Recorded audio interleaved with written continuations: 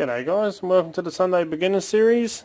This week we are going to go a little bit deeper into hooks and single pin picking.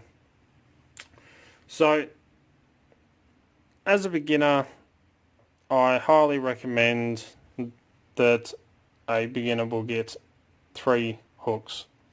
There are 3 basic hooks to start off with to learn single pin picking. Before you start moving on to all the different variations and styles, stick with your basics, learn the fundamentals. That way you can progress a lot quicker and be able to pick more advanced locks, correctly, and hopefully not have as many little bad habits as what I do. So the 3 hooks, although one of them most people probably won't classify as a hook, but I do. It's more of a multi-tool. It's like the Swiss Army knife of hooks for me. But first of all, we have our short hook or standard hook, whichever you would like to call it. The most common, most used, most versatile, and probably the number one used hook that you should have and should get. These are by 2 different manufacturers, the Sparrows on the left here and a Southall on the right, but pretty much they got exactly the same amount of reach, just different styles, but the most used hook and my go-to hook for picking or single pin picking. The second one is a must-have as well, and just keep them in the most simple basic form. So you need a short hook or a standard hook for your majority of your picking, but if you've got super high cut pins, well then you will need a steep hook.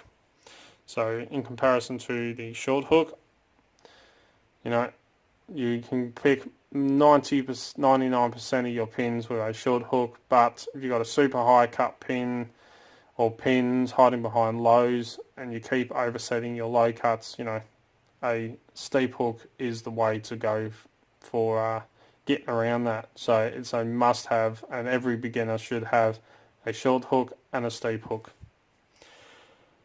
Now the third one, as I was saying, some people may not classify as a hook, but I do, and as I said, I like to refer to it as the Swiss Army knife of hooks, and that of course is the half diamond. Now this is the small one, this is a Sparrows, but perfect for single pin picking, or not perfect but pretty good if you need it. It's also good for kinetic attacks, raking, and if need be for picking dimple locks. If you're in a pinch, this is a way to go. So I was saying it's like a Swiss Army knife or a multi-tool, but a must-have for every beginner. So you've got your 3 hooks and you want to start getting into single pin picking. The first question, the main one that people always ask or sometimes forget to ask, they just try and dive straight into it, is how do you find the binding pin? So, as I said when I covered tensioning locks for beginners, where you put your pick in, you lift all the pins right up to the top, crank down your tensioner, remove your pick, let go, and listen for the click. So that last click is how much tension, where that last click was is how much tension you need to put on the lock. That, as I was saying, causes the pins to bind. So in order to be able to single pin pick, we need to determine which one, and this happens to be a 5-pin lock, so which one of the 5 pins is the binding pick. And as you can tell, I've got some movement back in my left arm. It's still killing me, but yeah, got a bit of movement back in there. Although I woke up this morning in that much pain, it wasn't funny. But anyway, back to this. So once you've got the correct amount of tension you need for this lock, to work out or determine your binding pin, it's just a matter of feeling your pins. So just push up on your pins and you'll feel one that won't move like that. That one will move. But the next one, when I push on it, won't. That is your binding pin. It is the pin that is caught in the shear line. So it's the one pin that will resist being pushed. So again, stuck on them here. So you can feel, and you know that is the binding pin. It's the one that cannot be lifted up as easy as the others. So then all you need to do is then lift that pin till you hear the click.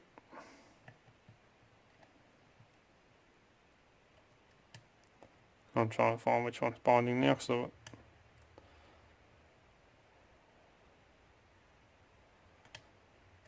once you hear the click, and you will feel it through your tensioner and through your pick, that means you have then set that pin to the shear line. Now this works for standard pins, which as a beginner should always start off with your standards. But just to show you this a bit closer up. So, sorry, I'm trying to do this through the camera. So, you're feeling through, you can feel all the pins are springy and moving.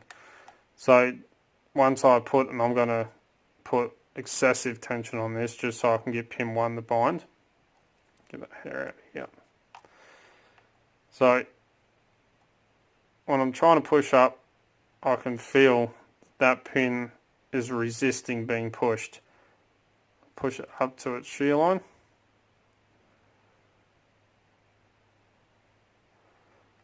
Like that. Little click out of 2.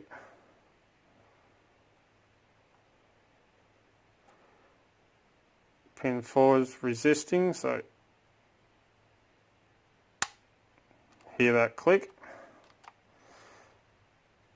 Then move on to pin 5. The click, and we're open. So that's all it's about, is feeling for which pins are actually binding. So it's the one that will give you the most resistance, and then listening for that click, that audible click that you can also feel through your tensioner and through your pick will tell you when that pin is set to the shear line. So that is pretty much, the basic thing to learn first, is determining which one is actually your binding pin. Now, not every lock will bind in the same order, and I did cover this in a video I did a while back, which was, I believe it was binding order and counter rotation explained. But, once you determine which pin is binding and you pick that pin, then move on to the others. That is, in its core, the essence of single pin picking. It's a lot more precise, and it takes a bit more skill than raking a lock. Raking is very easy to do, whereas single pin picking takes a bit more finesse, a bit more skill, and takes longer to learn and master than raking a lock open. So that's probably the first question. The second one that everyone always asks is, how do I tell which pin I am on? To be 100% honest with you, when it comes to working out what pin you are sitting on or trying to pick, it's not that big of a deal when you first start out. It is nice to know, but when you first start and you're a beginner, it's not something that is important. As long as you're finding your binding pins and you are practicing single pin picking, finesse and the tensioning, working out what pin you're sitting on isn't that big of a deal. But if you are interested and you do want to learn, there is an easy way to practice that, and it's the way I practiced. I took a training lock like this, and it happened to be a one like this one here that I had. I covered it up. Now I'd started actually working out what pin I was picking before I actually got the training one, but just to clarify and make sure that my estimations were correct, this is the way I ended up practicing afterwards. I put my tension on and I covered up the lock so I couldn't see. I then took my pin, or my pick, and I felt around. And once I get to a pin like that, I'm guessing that is right around pin 4, 3 or 4. Then I have a look. I'm actually pushing up multiple pins there. Yep, I was right. It's pin 4. I was just looking. It's actually pushing up multiple pins at once because it is a short hook, but as you can see, I'm pushing on pin 4, which I've just overset. That is a great way to learn. That's what these clear acrylic locks or even the cutaways are great for, you know. Cover it up, try it again. Feels about pin 3, have a look. I'm pushing on pin 3. I can see the pins moving. Fantastic way of learning which pin you're sitting on. Then once you've got that, you know, it's not that much of a transition from being able to see to a lock where you can't see what pin you're sitting on. You know, it all comes down to your feel. What I was doing is actually feeling the bumps. So as pin 1, now I'm stuck on pin 2, so I get just under him. Now I'm stuck on pin 3, just under him, and I can push on pin 3. That's how I learn which pin I'm sitting on. Goes the exact same in reverse. You know, start off at the back, pin 5. Yep, I'm sitting on pin 4, pushing on pin 4. It all comes down to that. That isn't quite as important as learning your binding order and successfully pushing each binding pin in its correct sequence to the shear line. But this being a beginner series, I'm not going to try and overcomplicate it and put too much stuff in right now. So practice that. Remember, always remember, tensioning is 90% of picking. 7% is actually your picking skill, and 3% is luck. So, you know, practice your tensioning, working out which pin is binding, and once you've got that, and you can successfully pick one of these clear see-through acrylic training locks, you will be laughing. Then I suggest moving on to one of these. This is the Sparrow's Progressive Lockpick set. You know, you start off with 2 pins, 3 pins, 4 pins, 5 pins. You can't see what you are picking in these. There's 2 pins in this one, 2 key pins, 2 drivers. There's 3 in this one, there's 4 in that one, and there's 5. That one's pretty much all of them are populated. Great way to learn. Once you can't see what you're doing because like you can with a see-through lock, I suggest then, even though that may be a 5 pin and you can pick it, I suggest going right back to the beginning, not being able to see, and honing your skills on your feel and your listening.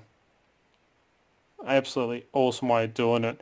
If you don't want to invest a little bit of money in these, which I do highly recommend, and for my review of this, please check it out when I did the full review on that, I would recommend going and getting a rim cylinder or an oval lock like this, one that you can actually gut.